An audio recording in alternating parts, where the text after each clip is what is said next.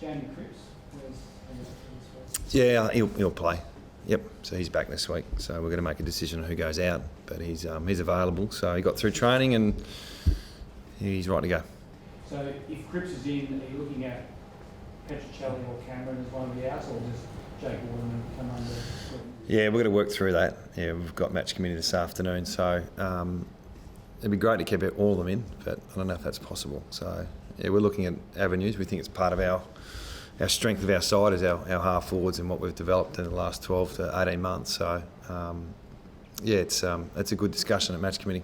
So developed as in pace across half forward, or because yeah, Jake's a bit different, isn't he? He's a bit different, but work rate is really extremely high as well. So I don't know whether the game's heading in that direction or not, but our small half forwards are really important to us. You know, obviously our talls complement each other, but yeah, we've probably developed a system where we play more forwards than we have ever before. I don't think we can play 9 though, so that's starting to push the friendship. But the fact is they're playing a really good role. They're quick. They finish off their work and they bring others into the game. How have you seen Jared Cameron for the last month? He's obviously amazing with his goals he was kicking. What have you seen his role the last few weeks? Yeah, I think you've got to look, you know, when we look at it, it's not just the scoreboard presence, which is important, and don't get me wrong, but what he does off the ball for a first year is really exciting for longer term. He's way more advanced than we thought. So what he's doing off ball is his work rate and his way he defends and all that sort of stuff is impressive. It's natural, it's instinctive. So yeah, we've got some growth in him, but what he's done this year has been pretty good for a first year. Would it be advantageous for someone like Cameron to have a bit of a rest, like so you could fire him up again and run into the final? Sometimes, yeah, we've got to look at that. And it happened with Waterman last year. I think he played 17 odd games straight, and then he just got tired for a second. He was a second-year player, so that might need to happen at some stage. So that's part of our conversations. But yeah, he hasn't let us down. With Jamie, so there's no chance that he won't be able to play maybe this weekend? Maybe He's playing. Look at him. How's Liam Duggan? Is it his ankle or is? Yeah, he re-injured a little bit of the same area. I don't think it was another syndesmosis, but he re-injured his ankle. So he'll miss another week, I reckon. He'll go back and he won't play this week. But really good news. We're really worried. We thought he might have redone it. But I think looking at him today, he might have another week off, or a week off, and then come back through Waffle again. Was it a contact thing or was it? I think so. Yeah, it was a knock. Yeah, so as opposed to an incident or a fall or a twist, it was a knock in the same area. So we had to wait for that to settle down, but I think he's okay. What's your thoughts on his performance before he went down? I know it was only first quarter, but did you see any of how he played before he went down? No, it was really early, yeah. He was down for 80 minutes, so it wasn't really get some form and get back into the side. We probably would have played him straight back in the seniors. But when it's restricted minutes, you got to tick that box first. So unfortunately, that's a missed opportunity. So he'll have to do that next week. And the season's ending reasonably fast at the moment. So yeah, hopefully our Waffle boys can make finals. Looking at Hutchings as well, what were your thoughts on his performance? Yeah, he's in the mix. Yeah, he was another one who had to get some minutes up as well. So yeah, he's part of our discussions today. Really important part of our side before he went out of it. And we've gone through different avenues without Hutch. So yeah, we're working through. There's probably a squad of 26, 27 who I think it may connect to the roles that we need for the team we're playing. So as the matchups work, what do we need in our front half? Yeah, so Hutch should be part of that conversation. What do you need for Adelaide Crows? We need a bit of everything. Yeah, we've seen some pretty impressive work on the weekend, what they did. They've got a lot of experience back in the side. I'd say they're 40 to 41 players available.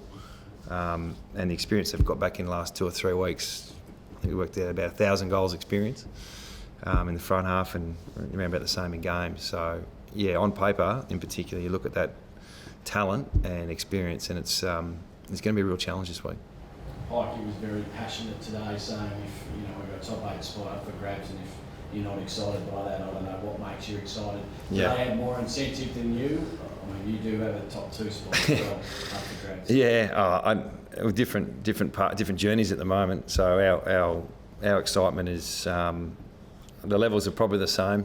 What's at stake this time of year. it's pretty high. So another team is fighting for a spot in the 8. We're fighting for a different spot in the 8, but albeit the same tenacity, I suppose. So yeah, it's going to be game on. Are you conscious of percentage during the game itself and how it will impact on the end of the season? No, I'm not. Even when we're well and truly up, with about 5 minutes to go, I might think about things, but no, I just can't get myself in that space, unfortunately. The last couple of minutes of the game on the weekend was disappointing when we conceded a few goals, but I was more disappointed in how we defended rather than the percentage part. Listening to a few of the pressers coming out of Adelaide, they're really prepared for everything you've got, so you're going to throw at them.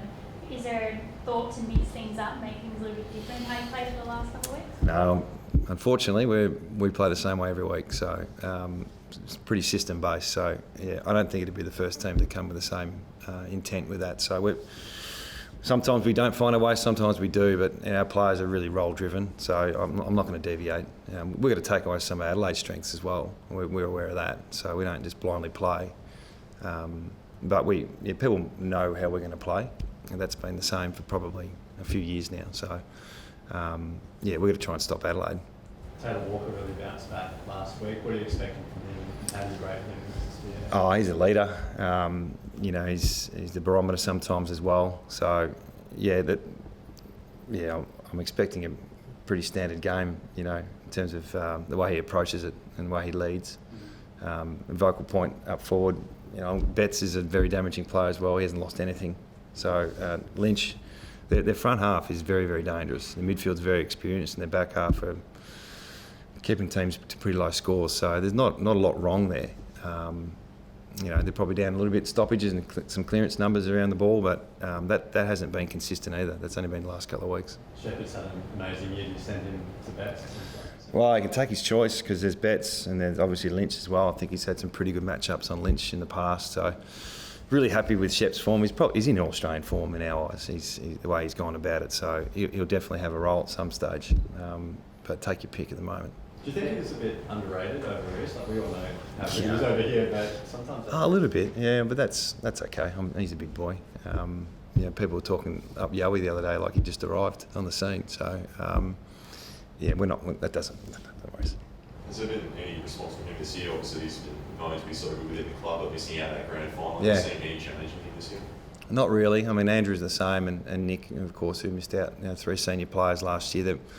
They've been pros. They've gone about their business really well. If anything, those two that have played with Gaffey and Shep have elevated their game. So, no, they've been pretty professional about how they've gone about it. Since you brought up Nick,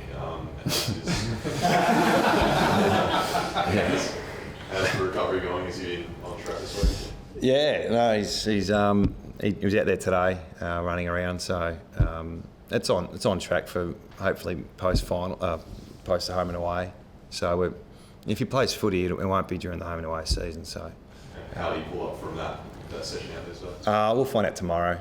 Yeah, but I think he's warming up pretty well. But there's still a long way to go. So we're not hanging on every session. We're sort of, let's pull back and wait for a week to go by and see if we've made any advancement. So at this stage, we're still hopeful. So until that changes, we'll throw out the same lines. So no questions on Nick until finals start? Oh, there'll be questions. I get questions daily, so that's okay. He's an exciting player. I want him in the side too, guys, but it's not going to happen. Not going to happen this week. When you say he was out there, what sort of stuff is he doing? It's just strides at the moment. Yeah, so I've gone from being ultra G to a bit of rehab in the gym, now to on-ground walk jog, and then elevate the jog to strides, then change of direction, then skills, and then competitive work, and then that's probably first week of the finals. So he's actually out there running again? Is that... Yeah, he's got the runners on, hasn't got the boots on yet, but he's running around. They've been under the blowtorch, and sometimes teams spike when that happens.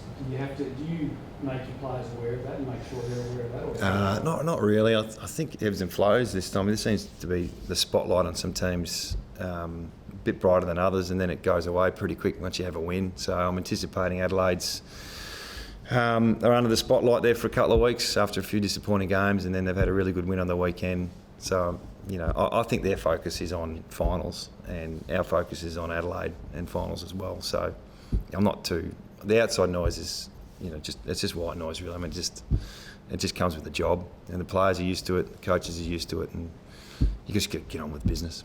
Sorry to go back on Cripps, the fact that he comes straight back in the team, Yep. that's just his reputation and what he's built up over a long time for him. Yeah, he's probably our number one small forward. He's really good for our compliance as well, so he's a leader. All the other small forwards we've been talking about today, they're all 20, 21, 22 years old, so really exciting for our future, but a bit of maturity around that level is important, so he provides that leadership that we've missed it a little bit in the last 3 or 4 weeks without him being there, but he's right to go, so we feel like he's got a full game in terms of minutes, I think, in him. So the way he runs, I mean, he's just incredible work ethic. Yeah. You're happy with him going into a game just straight in and doing something? I think he's done it before. He might have done it this year. He must have missed a few games early in the year and came straight back in. So he's a mature age player, so we'll back him in.